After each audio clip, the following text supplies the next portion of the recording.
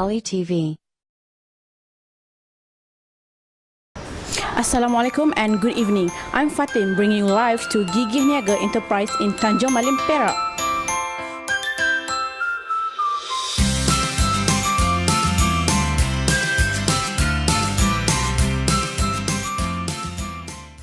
Today, there is prepare and fun handing over event between POLIMAS and Gigih Niaga EnterPrise.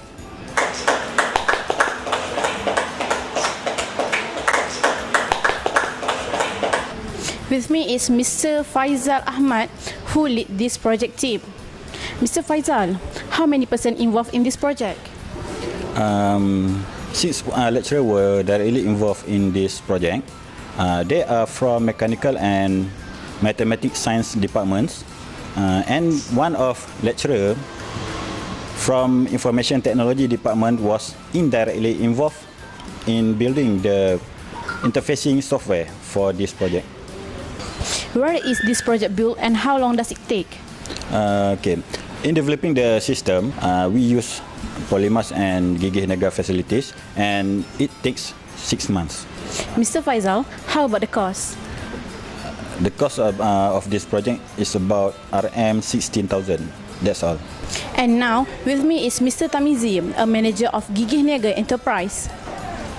Mr. Tamizi, what is the innovation that had been developed by POLIMAS for your company?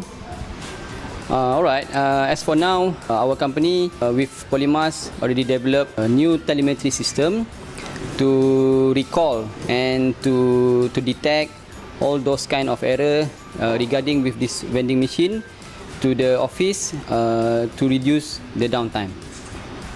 What is the significance of this project? Basically, it will help the technical team to reduce the downtime and then to create a trust for the user to the vending machine. Thank you, Mr. Tamizi, for spending your time with us. That's all from me. I'm Fatin, reporting from POLIMAS for Poly TV Northern Chapter.